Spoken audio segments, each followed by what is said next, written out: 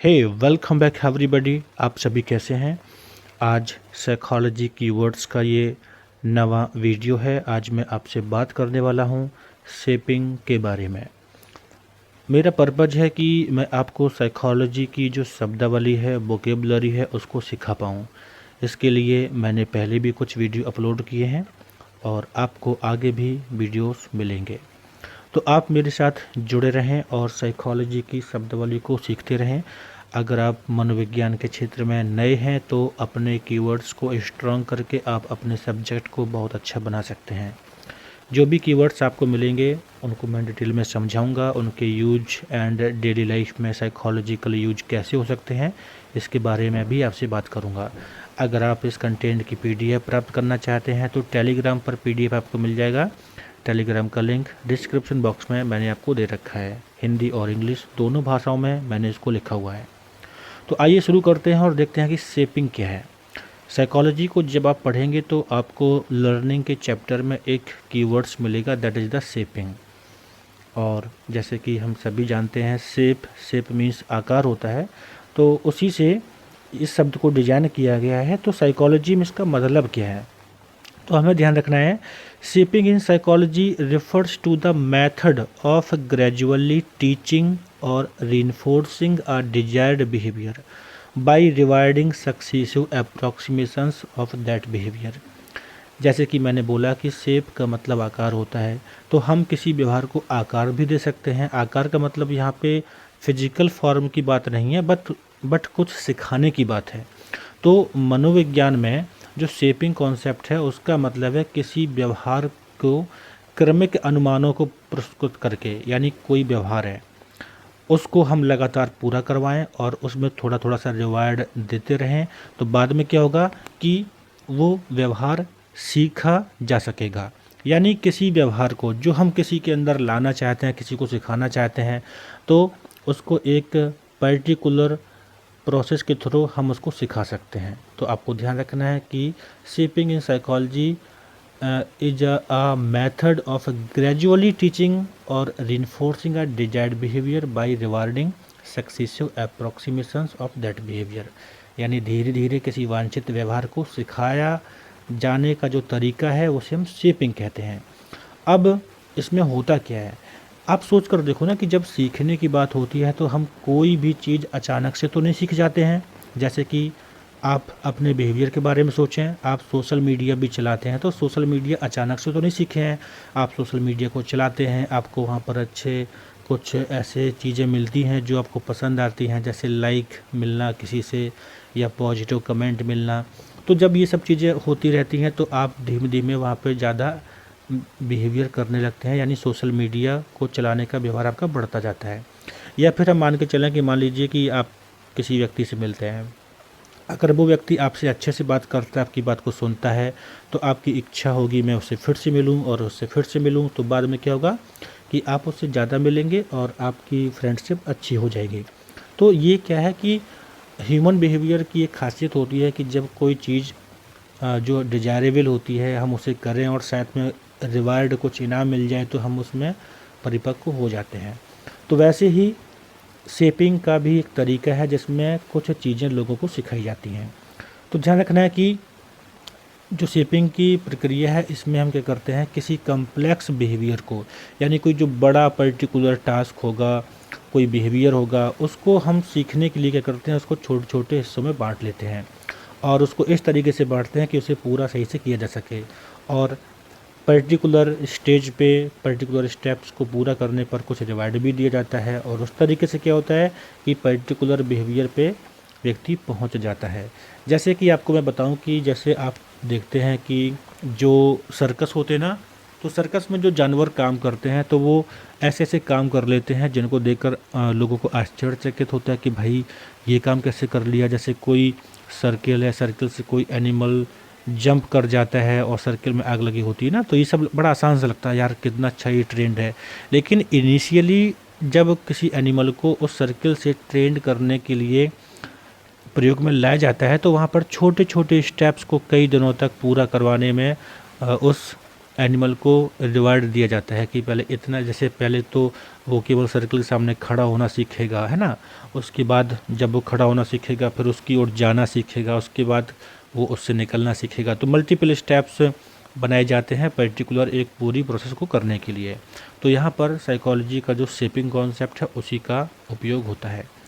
आप अपने बिहेवियर को भी सीख सकते हैं, या फिर आप अपने आप में कोई पॉजिटिव मॉडिफिकेशन लाना चाहते हैं तो भी आप इसे यूज कर सकते हैं। कोई जैसे मान लीजिए कि आप डेली लाइफ में अपने आप को बेटर करना चाहते हैं, अपनी डेली हैबिट अच्छा करना चाहते हैं, तो हम क्या कर सकते हैं, शेपिंग के कॉन्सेप्ट को यूज़ कर सकते हैं। या फिर मान लीजिए कि आप जब काउंसलिंग करेंगे आगे चल के, किसी में कुछ पॉजिटिव चेंजेस लाना चाहते हैं, तो फिर उसके बिहेवियर में भी आप कुछ अच्छा लाने के लिए शेपिंग का यूज कर सकते हैं। अब यहाँ पर देखिए, शेपिंग इज क्लासिकल और ऑपरेंट। हम क्लासिकल कंडीशनिंग और ऑपरेंट कंडीशनिंग की बातों करते हैं, तो हमें समझना है कि शेपिंग क्लासिकल कंडीशनिंग का हिस्सा है या फिर ऑपरेंट कंडीशनिंग का हिस्सा है। और ये जो चीज़ें डिस्कस कर रहा हूँ ये आपके एग्ज़ाम्स के लिए भी इम्पोर्टेंट है, कभी कभी पूछ लिया जा सकता है shaping is the part of the classical और ऑपरेंट लर्निंग, तो आपको सीखना है। देखिए, शेपिंग की खासियत क्या है कि हम किसी बड़े एक प्रोसेस को पूरा करने के लिए छोटे छोटे स्टेप में जब हम चीज़ों को डिवाइड कर लेते हैं, तो उसके बाद हम छोटे छोटे चीज़ों को करवाते हैं। जैसे मान लीजिए मैंने बोला था ना कि एक सर्किल है और उसके सामने पहले कोई एनिमल खड़ा हुआ है, तो पहले खड़ा होना सीखा, तो खड़ा होना सिखाने के लिए हम उसे उस टाइम पे कुछ रिवार्ड देंगे, खाना देंगे, कुछ देंगे, है ना। उसके बाद वो एनिमल जान जाएगा कि हाँ भाई, यहाँ पे खड़े होने से मुझे अच्छे से खाना मिलता है, तो मैं यहाँ पे खड़ा हो जाऊँ, है ना। तो यानी ये शेपिंग ऑपरेंट लर्निंग का हिस्सा है, क्योंकि यहाँ पे जो एनिमल है, जो व्यक्ति है, उसको पता होता है कि हम ऐसा करेंगे तो हमें ऐसा मिलेगा। और ऑपरेंट कंडीशनिंग तो यही होती है कि व्यक्ति को पता होता है, लेकिन क्लासिकल कंडीशनिंग में व्यक्ति को नहीं पता होता है। So shaping is primarily associated with operant conditioning in psychology. ये पॉइंट आप नोट कर सकते हैं अपनी पर्सनल नोट में कहीं, कि जो शेपिंग का कॉन्सेप्ट है वो आपके ऑपरेंट कंडीशनिंग से जुड़ा हुआ है। अब यहाँ पर देखना है कि ऑपरेंट कंडीशनिंग जो है वो फोकस करती है कि बिहेवियर कैसे इन्फ्लुएंस होता है। Operant conditioning focus on how behaviour is influenced by it's consequence, यानी परिणामों के हिसाब से तो बिहेवियर इन्फ्लुएंस होता है। अगर उस एनिमल को जो कि सर्किल के सामने खड़ा है उसको पर्टिकुलर कोई रिवार्ड यानी खाना नहीं मिलेगा, तो क्या वहाँ पर वो खड़ा होगा? नहीं खड़ा होगा। तो मतलब यह है कि ऑपरेंट कंडीशनिंग में जो बिहेवियर होता है वो परिणाम के हिसाब से डिसाइड होता है कि दोबारा होगा कि नहीं होगा। अगर किसी एनिमल को खड़ा किया जाए, वहाँ पे बाद में खाना ही ना दिया जाए, तो भाई सीधी बात है वो खड़ा नहीं होगा, क्योंकि उसे पता चल रहा है कि उसके बिहेवियर में कोई परिणाम नहीं आ रहा है ना। तो ऑपरेंट कंडीशनिंग इस बात पर क्या ध्यान केंद्रित करती है कि व्यवहार उसके परिणामों से कैसे प्रभावित होता है, जैसे कि पुरस्कार या दंड, ताकि भविष्य में उस व्यवहार के दोबारा होने की संभावना को बढ़ाया या घटाया जा सके। देखो, सीधी बात है कि ना कि हम जब कोई भी बिहेवियर करते हैं तो उसमें मोस्टली ये चांस होते हैं कि हमें कुछ पॉजिटिव चीज़ें मिलती हैं जो हम करना चाहते हैं एज ए रिवार्ड, ठीक है ना। हमें रिवार्ड नहीं मिलेगा तो हम नहीं करेंगे।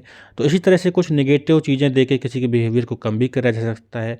तो ध्यान रखना है कि ऑपरेंट कंडीशनिंग में जो भी चीज़ें होती हैं वो होती हैं उनकी रिवार्ड या फिर पनिशमेंट के बेस पर, वो जो लर्निंग होती है।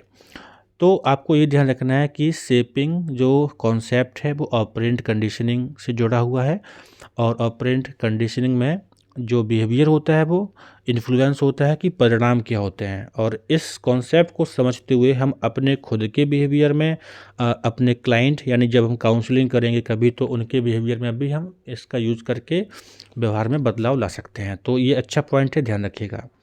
इसके बाद अब थोड़ा सा देख लेते हैं कि डेली लाइफ में कैसे यूज होता है।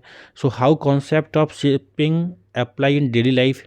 तो देखा जाए तो हमारे लाइफ में ऐसे मल्टीपल हमारे बिहेवियर्स हैं जो कि शेपिंग के थ्रू होते हैं, लेकिन यहाँ पे कुछ मैंने 4 पॉइंट्स लिखे हैं, इनको देख लीजिए। हम जब भी कोई नई लर्निंग सीखते हैं, स्किल सीखते हैं, सो उस टाइम पर भी शेपिंग का यूज होता है। When you are learning a new skill, breaking it down into smaller steps and rewarding yourself for each step achieved can help you progress. यानी कोई काम सीखना चाहते थे, हमने उसको छोटे छोटे चरणों में बांट लिया और प्रत्येक स्टेप पर हमने रिवार्ड दिया खुद को या किसी और को, बाद में क्या होगा, वो काम सीखा जाएगा। जैसे आपने देखा होगा ना, जो गेम बच्चे खेलते हैं, बोलते हैं हमारा बच्चा तो गेम का एडिक्टेड हो गया है।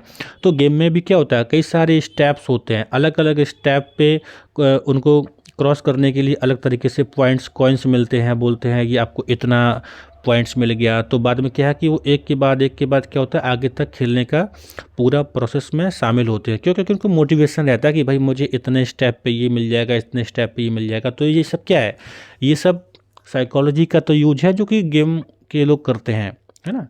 तो न्यू स्किल्स को सीखने के लिए शेपिंग का यूज होता है। ट्रेनिंग पेट्स, यानी जो भी पेट्स होते हैं, जानवर होते हैं, उनको ट्रेनिंग दी जाती है ताकि वो पर्टिकुलर परफॉर्मेंस पूरा कर पाएँ, और इसमें भी शेपिंग का कॉन्सेप्ट यूज होता है।